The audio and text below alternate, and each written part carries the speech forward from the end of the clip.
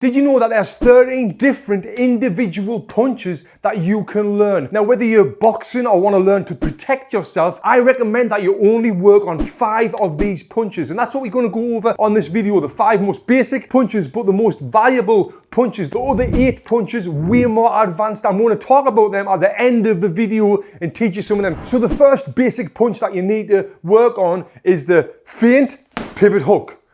That's a joke. That's for the advanced stuff at the end. The first basic punch that you should be working on is the most important punch in boxing, and that is the straight lead hand. We call that the jab, or some people call it the number 1. Now, there's 2 ways that you can throw the jab. The first way, the most basic way, is you're in your boxing stance here with the line in between your feet, and all you're going to do is bring your lead hand all the way out, all the way back. Slight turn of your hip. That turn of your hip gets the power into the punch. So I'm here, all the way out, all the way back. Now, if you notice when I'm throwing it, I'm turning my hand at the end. This actually makes your arm stronger than throwing it this way here. So from your face, all the way out, all the way back. Now, another important thing that you need to be doing when you're throwing this punch and any other punch is exhaling and staying relaxed. So it'll look like this. On the back. Now, if you notice here, when I'm throwing it, I'm keeping that right hand by me chin, protecting myself with the non-punching hand. Now, the other way to throw that jab is stepping with it. So if I'm in this position here, I'm going to step and throw it out. Now, what this does, this gets more power in the punch. It's getting the momentum of your body weight behind the punch as you're throwing that jab. But when you are stepping, you kind of want to be stepping into range and then coming back with it. You don't want to be stepping like lifting your foot like this, what I see sometimes, or you don't want to be stepping too far where you're really spreading your legs and you're punching like this.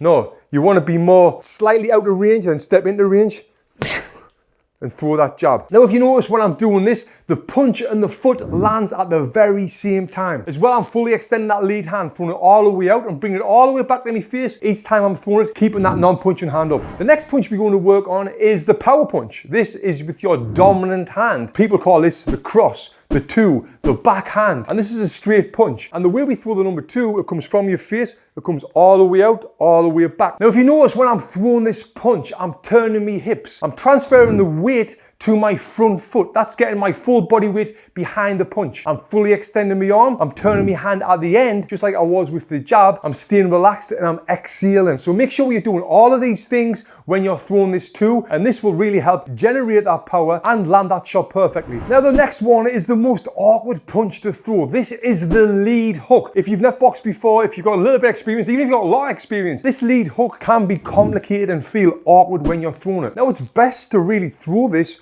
off the 1-2, because if you throw 1-2, you're finishing off with that weight on your front foot. You're in the perfect position to throw that lead hook. And to get power in this, you really need to be transferring your weight from your front foot to your back foot. So to get the weight on the front foot, you would throw that 2, or you would slip right here.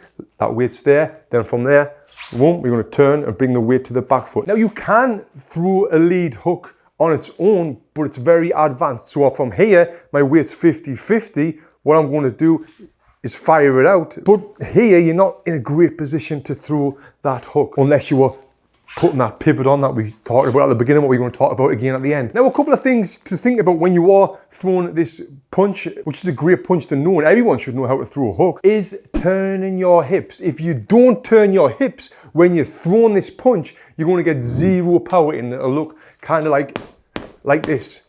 But as soon as you turn your hips, if you notice there, the power increases. Now, if you notice when I'm throwing this punch, I'm putting the weight to my front foot, like I said, then I'm whipping it in, putting the weight to my back foot. That weight transfer is what's getting the power in the punch. I'm keeping my thumb up. Some people like to have their thumb in. I like to have my thumb up because there's less rotation in the arm when you're doing it this way. And again, like the other punches, exhaling when we throw this punch. I like to call this punch just the hook. A lot of people like to call this the 3. But whatever you prefer, whatever your coaches prefer. Moving on to the next punch, which is a punch I don't really teach, even though when I was fighting, I used to love to throw that double jab and then the rear hook. Here's a little clip of me on the screen here in a fight doing this combination. Now, you can get so much power in this punch. And how we're going to throw it, we're going to be in the boxing stance position, and from your face, it comes out and around. Now, a common mistake I see here will be this. It'll get dropped down here, then coming all the way around. That's incorrect, because imagine if you were in a fight and you're dropping this hand, you're leaving yourself wide open. So from your face, out and around. Now from here, you're getting enough power in this punch to do some damage. But just like the lead hook or the cross, it's all about turning them hips and transferring the weight. If you notice when I'm throwing this, like I said, it's coming from me face. My lead hand's staying up. I'm turning me hips. I'm transferring the weight to me front foot. And I'm exhaling, staying relaxed when I'm doing it. And that's what you've got to do to get maximum power into this punch. Now the last basic punch we're going to go over before we go over the 8 advanced punches is the lead hook to the body. Now when you're throwing this punch, it's best to throw it by bringing your weight to your front foot. And when you do this, if you think about bringing your back shoulder forward, and now my back shoulder's forward, I'm in that perfect position to whip in that body shot. Now, if you think you're throwing a right hand at my head, I've slipped that right hand, it's leaving you wide open for the body there, whoom, and you can whip that in. So to get yourself in the position to throw this punch, you can do one or two things. Like I mentioned, you would slip and bring that shoulder forward and put you in there,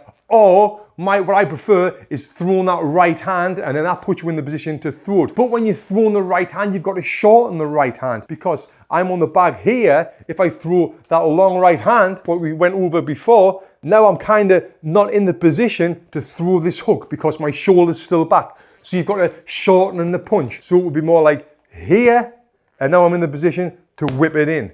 Or the other way is slip and throw it in. So as you can see there, I'm slipping to my lead side and then throwing in that lead hook to the body. Keeping my back hand by me face, tight guard, exhaling, staying relaxed when I do it. Now you can see I'm throwing that very short right hand to put my weight forward over to the front foot and then whipping in that body shot. The great thing about throwing the right hand first is you will get them to react by putting the hands up, which will leave them open for the body. Okay, so what are these other 8 individual advanced punches that I don't recommend you work on all the time, but it's important that you know these punches as well. But first, let's talk about the sponsor of today's video. Something you need for recovery, which you're probably not getting enough of, is good quality sleep. Now, did you know that body temperature is one of the main causes of bad sleep? Whether you're too hot, you're too cold, you're tossing and turning. Now, I want to tell you about a fantastic product that I've been using, and since we've been using this at my home, my sleep has improved massively. And this is the Pod Pro cover from 8 Sleep. This is a cover that goes over your current mattress. This mattress cover tracks your body temperature and it tailors it so you can get the best sleep ever. Data shows that 8 Sleep users experience up to 19% increase of recovery, 32% improvement of sleep quality, and a 34% more deeper sleep. And also another thing, it splits the bed. So if you like it cool and your missus likes it warm, you can do that as well, which for me, it's an absolute game changer. So I like it very cold where the missus likes it just a little bit cool. It's perfect. So you can get $150 off this mattress cover. That's a lot of money. Just go to 8sleep.com/boxing and get $150 off this today. The link is below.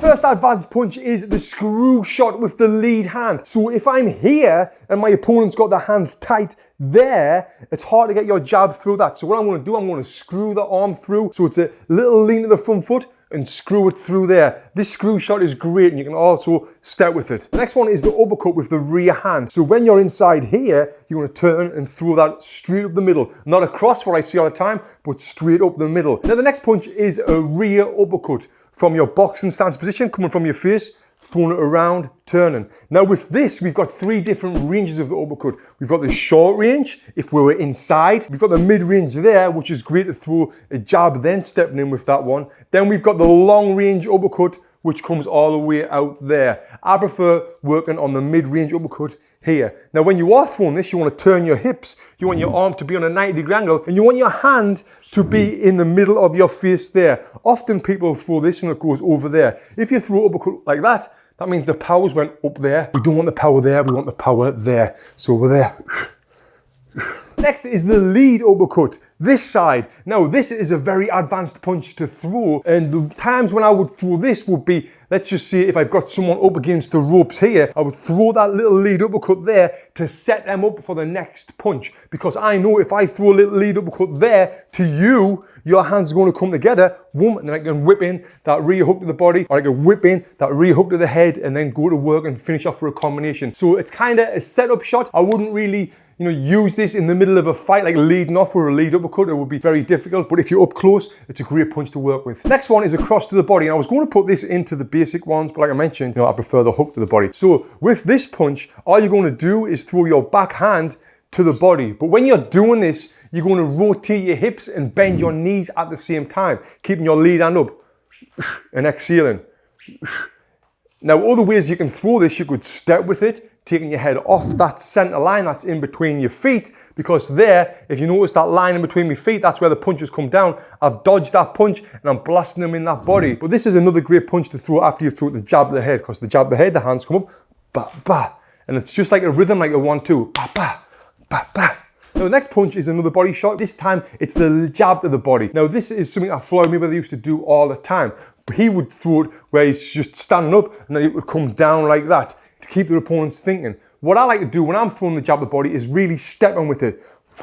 And again, that line in between my feet, I'm taking my head off that center line. I'm blasting in that jab there. The jab to the body is a good shot to set up other punches, because if I hit that one, boop, the hands come down, then I can come upstairs after that. The next punch is one of Mike Tyson's favorite punches, which is the rear hook to the body, where you're up close, wham, and really whipping that in. You can have success with this because people don't expect that rear hook to the body. But I like to throw this like the way Mike Tyson used to throw this when you're up close here. And I would like to set it up with some punches to the head. So it would be like a 1-2-1-1. And then really whipping that punch in. The next punch is another backhand to the body, but this time it's a bolo punch. This is a very advanced punch to throw, and the goal with the bolo punch is to hit someone in the solar plexus right there when they're not expecting it. If you've ever been hit in the body right there when you're not expecting it, you'll know what I'm talking about. It's horrible. So how to throw this? If I'm here, this hand's coming down and around and through the middle of my guard there. But again, it's hard to lead off with this punch. It's a great punch to throw if someone's coming forward to you and you throw a left hand and then that one, or if you're going forward with them, you need to set it up with some left hands and then step in and then throw that body shot. This is also a great shot to use against someone who's got the opposite stance to you. So if you're orthodox against the southpaw, if you're a southpaw, it's great to use it against the orthodox opponent as well. Because of the stance position, there's more space to be able to land that body shot. And the final one of my favorite ones, is the pivot hook. I've created this video here for you to learn exactly how to throw the pivot hook. You should definitely practice this. Click here and watch this video next.